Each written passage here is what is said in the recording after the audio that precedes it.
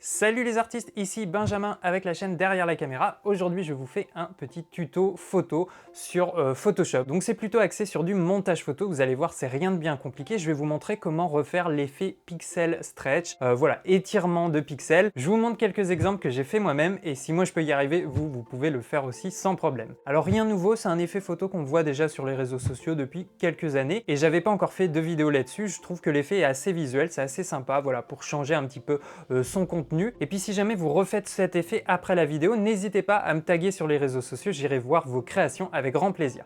Allez, on est parti pour le tuto. Alors nous voilà sur Photoshop, ça va être sur ce logiciel qu'on va faire cet effet de pixel stretch, d'étirement. Alors je vais vous montrer deux exemples, on va commencer par cette danseuse. Alors la photo n'est pas de moi, elle vient de la plateforme Envato Elements. Alors je vais vous montrer les différentes étapes, vous allez voir, il n'y a rien de bien compliqué. Après ça va être surtout au niveau de la finition des détails que l'effet va devenir très visuel et va prendre de la forme. Alors la première chose que je vous invite à faire, c'est déjà dupliquer le calque. On veut avoir une base saine, donc on va appeler ça base, et ça va être notre sujet. Alors la première chose qu'il faut faire, c'est détourer le sujet. Ça va être plus simple si on le détourne. Donc je sélectionne mon outil de sélection, je fais sélectionner un sujet. Là, c'est très simple, hein, on a un fond bien uni, bien dégagé, donc il n'y a pas de problème. On voit qu'il a là, hop, je prends bien tout. Ça a l'air pas trop mal. Je crée mon masque de fusion. Je vais quand même vérifier que le détourage est correct. Moi, ce que j'aime bien faire, c'est créer un calque uni. Et je mets une couleur, voilà, par exemple ça. Et on va venir vérifier. Donc là, il y a un petit peu de choses à nettoyer au niveau du masque. Donc toujours comme d'habitude, hein, avec un pinceau. On va venir nettoyer tout ça. Je vous le passe en avance rapide, hein, vous connaissez maintenant le principe.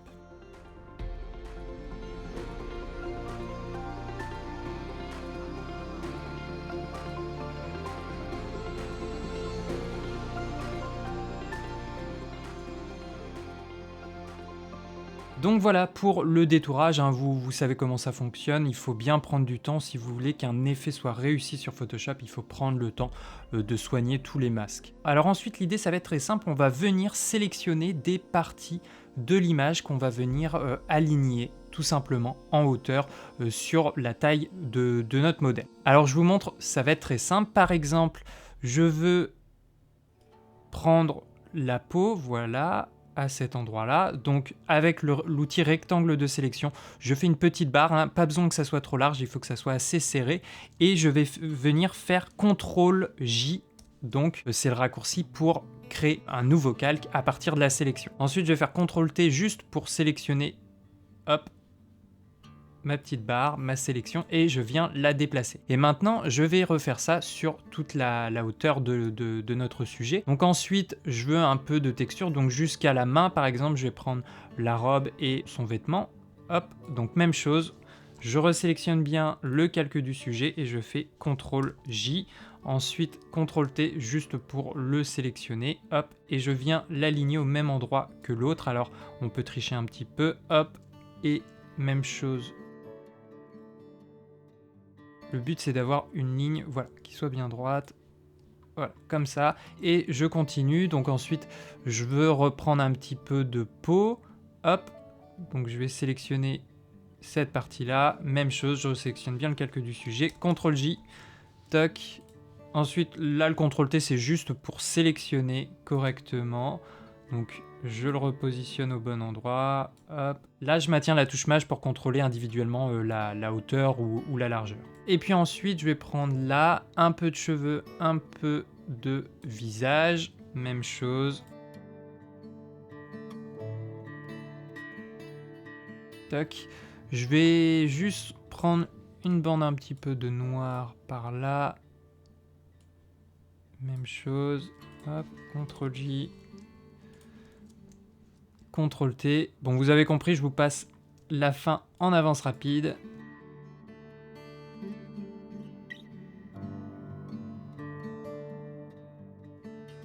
Voilà, donc là j'ai aligné finalement toutes les parties, les différentes couleurs du corps. Pour l'instant ça ressemble à rien, on est d'accord, mais vous allez voir, ça va être très utile pour faire cet effet. Donc maintenant on sélectionne bien tous les calques et on va faire CTRL E par exemple, c'est tout simplement pour fusionner les calques, ou alors vous pouvez faire un clic droit et aller sur fusionner les calques. Voilà, donc maintenant on a bien un seul calque avec toutes nos couleurs, toutes nos teintes. Et l'idée maintenant c'est très simple, on fait un CTRL-T et on va venir étirer, hop, les pixels. Et puis ensuite, tu vas voir, c'est très simple, on a quasiment fini, il nous reste plus qu'à créer l'effet. Donc on sélectionne bien le calque avec l'étirement des pixels, on va dans filtre et on va aller dans la catégorie distorsion et on va sélectionner coordonnées polaires. Et là, eh bien, on peut laisser les paramètres par défaut, il me semble que c'est par défaut, tu vois, on va dézoomer pour voir ce qui se passe. Soit on a polaire en rectangulaire, soit rectangulaire en polaire, et nous, c'est ce qui nous intéresse, on clique dessus. Alors généralement, vous allez avoir une ligne ici, parce qu'il joint tout simplement le début du segment à la fin. Donc ça, c'est pas bien grave, hein, on peut le cacher. Donc là, l'idée, ça va être de sélectionner notre calque et on le descend évidemment en dessous du sujet. Et puis ensuite, il nous suffit d'ajuster tout simplement le calque à la taille de notre sujet.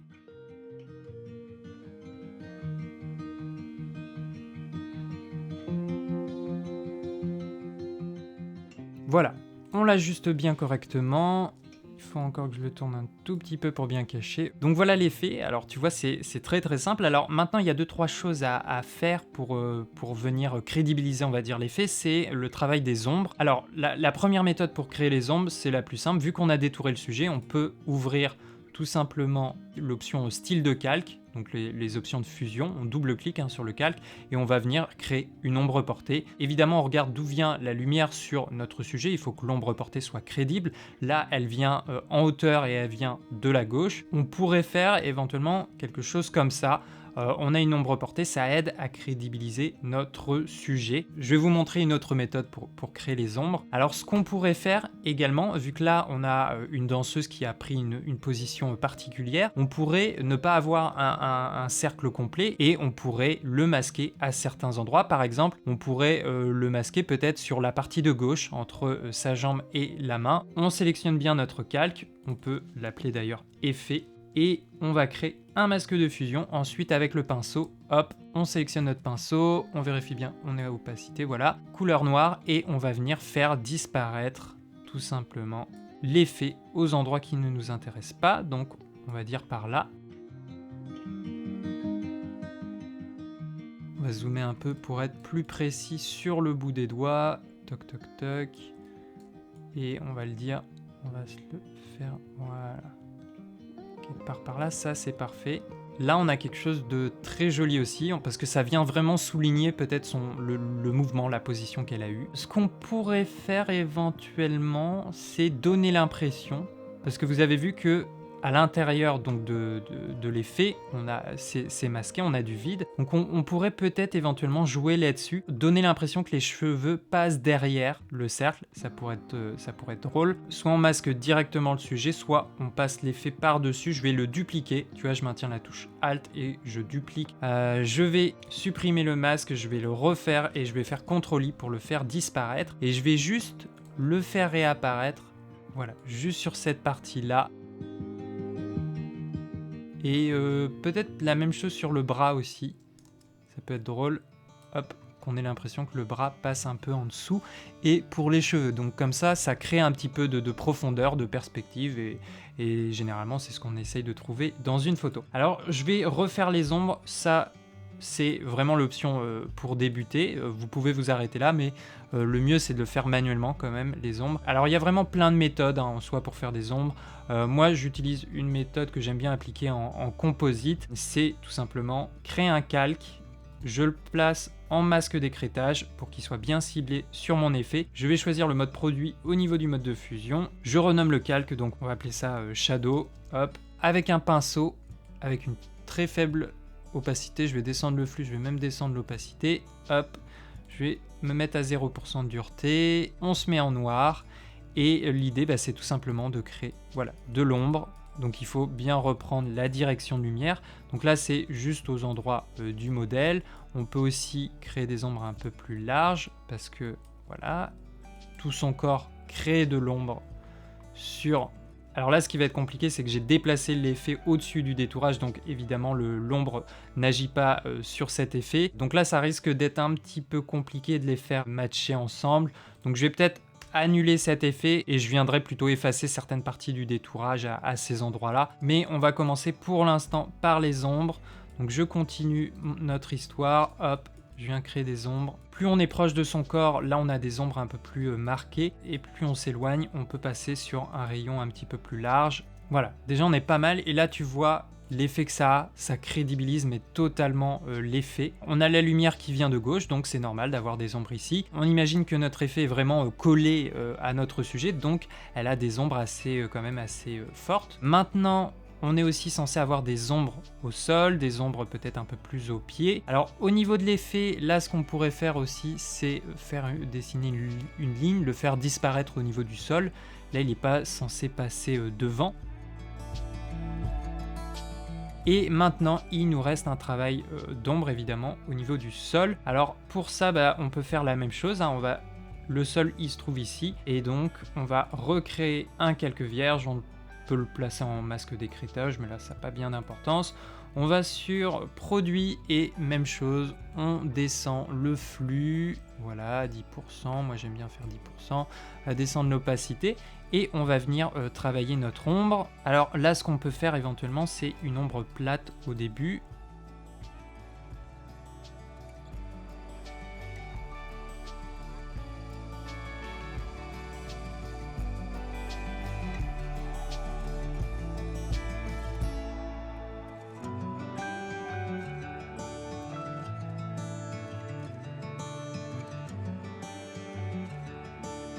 Donc voilà grosso modo, et comme je l'ai dit, je vais juste faire disparaître les parties du corps pour donner cette impression que en fait l'effet passe un petit peu aussi autour.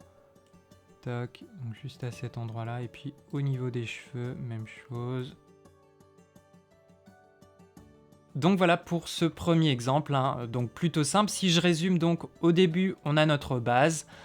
Qu'est-ce qu'on a fait? On a fait un détourage pour avoir uniquement le sujet, donc ça c'est important. Ensuite on a créé notre effet. Alors l'idée c'est de sélectionner un peu toutes les zones de couleur de notre sujet pour avoir un effet qui donne l'impression qu'on a étiré tout simplement les parties de notre modèle. Alors au début il était complet et nous on l'a masqué, c'est pas obligatoire, mais en fonction de la position du modèle, de son mouvement, ça peut aider à crédibiliser l'effet, à souligner un mouvement, un déplacement en masquant une partie de l'arc de cercle. Et puis ensuite, très important, on a créé des ombres, donc on a créé les ombres portées du sujet sur l'effet et évidemment les ombres au sol également, et puis j'ai fait aussi quelques ombres sur le sujet. Alors on pourrait aller plus loin, hein, mais déjà là on a un ensemble assez sympathique par rapport à l'image de base. Ok, on enchaîne avec le deuxième cas, le deuxième exemple. Pour l'instant, on a vu, on va dire, l'effet circulaire du mode stretch, d'étirement des pixels. Maintenant, on va essayer de voir une forme différente, parce qu'avec cet effet, vous pouvez obtenir des résultats très différents. Et là, je vais essayer de vous montrer bien un autre exemple. Alors là, ça va être une photo plus compliquée, déjà parce que on n'est pas sur la grâce d'une danseuse, et surtout, on est voilà, dans la nature, il y a pas mal de textures tout autour, donc il y aura peut-être des choses à faire aussi sur le fond, mais la base, la création de l'effet, et bien c'est toujours la même méthode. Alors déjà, je vais peut-être passer sur un autre format, on va peut-être prendre du 4:5, admettons qu'on veut envoyer ça sur Instagram, je vais peut-être juste réélargir un petit peu le tout, toc, quelque chose comme ça. On va descendre un tout petit peu. Quand on a des bords comme ça, la technique c'est on duplique le calque, et moi ce que j'aime bien faire c'est tout simplement, là comme les bords sont assez fins, je vais juste voilà, étirer un petit peu l'image sur le côté, donc avec un outil de sélection, je prends la zone que je souhaite étirer. Ensuite, je vais faire, hop, on va fusionner le tout, j'ai plus besoin de ces calques, et on va partir de, voilà, ça c'est notre base, et on va partir de là. Alors comme d'habitude, on va commencer par dupliquer notre calque, hein, on ne touche pas à la base, à la racine. Ça, on va l'appeler le sujet. Alors on commence avec l'option de sélectionner un sujet. Là, ça risque d'être un petit peu plus compliqué, parce que, voilà, il y a un fond, le sujet ressort un petit peu moins, donc il va falloir nettoyer tout ça ensuite avec un masque. Alors je vais vous passer le nettoyage du masque, ça va prendre quand même quelques minutes. Comme tout à l'heure, je crée un petit fond uni de couleurs juste pour pouvoir bien discerner les parties du masque que je dois enlever ou faire réapparaître. Allez, c'est parti.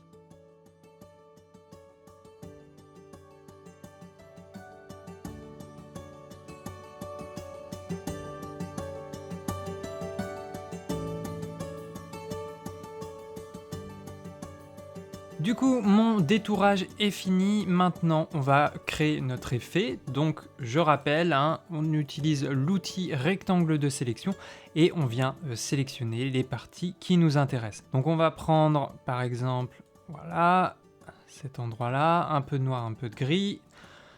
CTRL J pour isoler la sélection sur un calque. Moi, je fais CTRL T, c'est juste pour le décaler, pour le mettre sur le côté. Je vais le mettre là, pour une fois. Toc.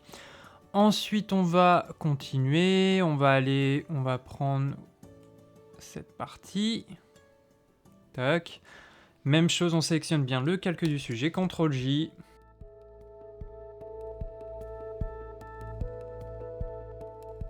Donc ensuite, je rappelle, on sélectionne tous les calques qu'on vient de créer. On peut faire CTRL E ou alors clic droit, puis fusionner les calques. On va appeler ça effet. Ensuite, l'effet, c'est comme tout à l'heure, on l'étire, mais cette fois-ci, nous, ce qui nous intéresse, c'est de l'étirer uniquement sur la partie, par exemple, de droite. Voilà, pour souligner peut-être un effet de vitesse. Alors, on va essayer de l'aligner au niveau des pieds et voilà. À peu près jusqu'à là, on va le monter un petit peu. On valide comme ça. Moi, je préfère le passer en dessous. Alors déjà, on peut voir qu'il y a des petites zones de transparence, c'est que ma sélection était peut-être pas suffisamment précise. Donc, ce qu'on va faire, c'est qu'on va faire convertir en objet dynamique. Ensuite, on va faire un clic sur cet objet dynamique pour l'ouvrir dans un autre onglet. Et là, on va pouvoir modifier notre effet. Alors déjà, je vais étirer un petit peu cette partie. Par exemple, voilà. Cette partie-là, hop, on va essayer de l'étirer un petit peu vers le haut pour boucher les zones de transparence. Voilà, donc là c'est très simple, hein, avec l'outil de sélection, donc là j'utilise le rectangle de sélection, je sélectionne la zone qui m'intéresse et ensuite je fais juste un CTRL T, voilà, pour étirer la zone. Voilà. Ensuite, il suffit juste de faire un CTRL C pour enregistrer notre calque. Et voilà, les modifications ont été répercutées sur notre document principal. Alors donc, là, comme tout à l'heure, l'effet, je ne veux pas qu'il agisse à certains endroits. Ici, je veux pas qu'il aille par là, voilà. On n'est pas trop mal. On a l'effet de vitesse. Éventuellement, on peut aussi le bloquer peut-être sur cette jambe. Donc ce que je vais faire, c'est que je vais, hop, je vais le remonter jusqu'à là.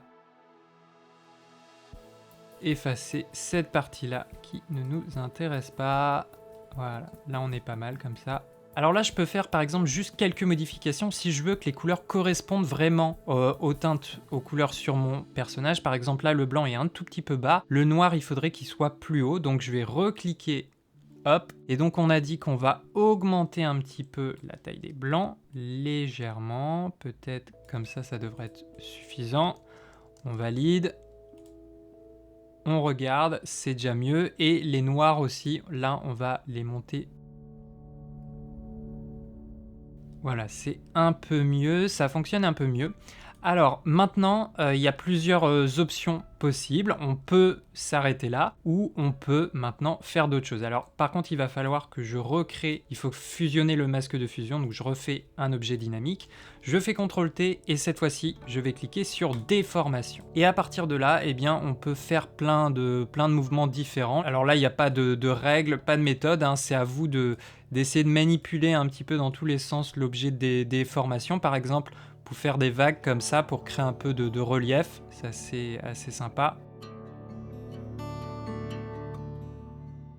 Donc voilà, là c'est vraiment à vous de voir de la manière dont vous voulez le faire. Je vais recréer mon masque de fusion, je vais effacer les éléments qui ne m'intéressent pas, et ensuite l'idée, eh bien, c'est comme tout à l'heure, pour crédibiliser notre effet, il faut qu'on crée des ombres. Donc pour ça, encore une fois, soit vous faites un double clic sur le calque du sujet, on va sur ombre portée, et là, vous choisissez la direction, vous avez vos ombres. Ça, c'est vraiment la version standard. Après, il y a d'autres options. Vous pouvez faire un calque. Vous pouvez juste, avec la couleur noire, là, ce qui est important, c'est de prendre l'arrondi flou dureté 0%. Vous descendez le flux, vous descendez l'opacité. Et l'idée, là, c'est de faire de dessiner les ombres. On fait quelque chose d'assez léger, on peut s'en sortir juste comme ça. Moi j'aime bien ma méthode qui consiste, c'est grosso modo c'est la même chose, mais c'est juste je passe sur le mode produit au niveau du mode de fusion. Donc je vais vous faire un avance rapide, hein, vous avez compris l'idée comment on crée les ombres. Pour créer une ombre, il faut juste d'abord analyser la direction de lumière. Là on avait un ciel assez nuageux, donc il n'y a pas vraiment de source directrice on va dire, mais nous dans notre exemple on va imaginer que la source lumineuse arrive un petit peu en haut à gauche, donc je vais créer plutôt des ombres portées dans ce sens là, mais quand même plutôt à tendance vers le bas. Donc voilà, je vous accélère tout ça.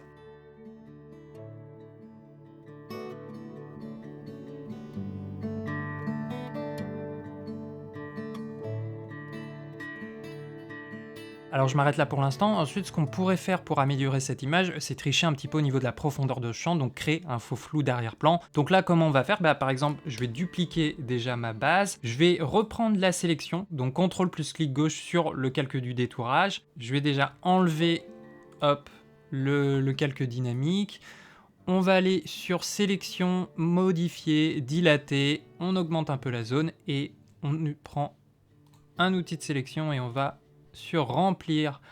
Donc là, ça me permet d'avoir un calque, voilà, sans le sujet, et à partir de ce calque, donc là je peux le recréer en objet dynamique si je veux, et je vais aller chercher la bascule de décentrement, et donc ça va me permettre de créer un flou progressif sur notre image. Ensuite, il y a plusieurs options. On pourrait s'arrêter là ou on pourrait refaire éventuellement l'effet, mais uniquement sur l'épée et essayer de créer un effet de vague opposé. Ça sera peut-être too much. Je vais vous le montrer quand même au cas où. Pour l'épée, moi, je vais juste reprendre, voilà, le gris du pantalon parce qu'il est assez similaire quand même.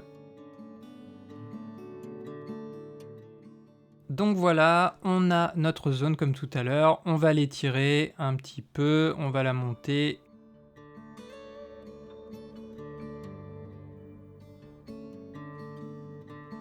On va la mettre en dessous du sujet. On va faire disparaître les zones qui ne nous intéressent pas. On retransforme le tout en objet dynamique. Et cette fois-ci, comme tout à l'heure, on va utiliser l'outil de déformation et on va essayer de, voilà, de créer peut-être un effet de vague opposé.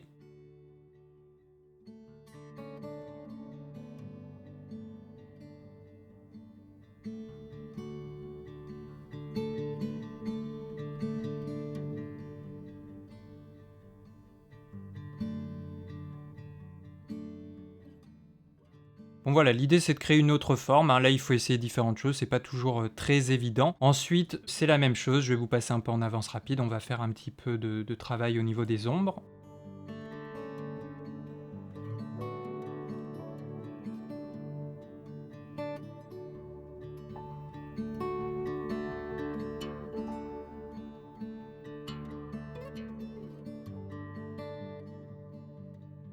Voilà, donc j'ai terminé par le petit travail d'ombre au niveau de l'épée, et puis enfin on peut terminer par exemple fusionner tous les calques. Donc je rappelle, CTRL Maj plus Alt plus E, on le transforme en objet dynamique, et puis on peut aller se faire un petit filtre Camera Raw. Je vais pas rentrer dans le détail du filtre. Et voilà le petit filtre Camera Raw pour unifier un petit peu le tout. Donc voilà notre effet Pixel Stretch, mais sous une autre forme. Donc il y a vraiment plein de possibilités. Alors bien sûr on est sur un montage un petit peu fantastique, mais voilà, pour souligner une action, ça marche très bien justement avec les activités sportives, avec les sportifs, les choses en mouvement. On peut faire des choses assez intéressantes, créer de la profondeur, créer du volume, des couleurs avec cet étirement de pixels. Voilà les amis, donc vous avez vu, rien de bien compliqué. La méthode en elle-même est très simple, l'effet se réalise assez rapidement. Après, c'est surtout les petits détails, donc la lumière, le travail au niveau des ombres, qui va faire la différence et qui va crédibiliser le montage photo. Donc j'espère que ça vous a plu. Comme je vous l'ai dit en intro, si vous refaites cet effet et que vous publiez vos créations sur les réseaux sociaux, n'hésitez pas à me taguer, Benjamin Tantôt, derrière la caméra. J'irai voir vos créations avec grand plaisir. En attendant, on se retrouve dans les commentaires. N'hésitez pas à me dire quel type de tuto photo ou montage photo vous aimeriez voir sur cette chaîne. S'il y a des effets, des contenus visuels qui vous intéressent, peut-être que je peux les reproduire sous la forme d'un tuto. Et puis pour ceux que ça intéresse, cette vidéo a été montée et étalonnée entièrement avec DaVinci Resolve version studio, et le fond musical provient de la plateforme Artlist. Je vous en ai déjà parlé. Vous avez 2 mois offerts en passant par mes liens. Vous avez toutes les informations dans la description. Allez, c'était Benjamin avec Derrière la caméra. Ciao les artistes!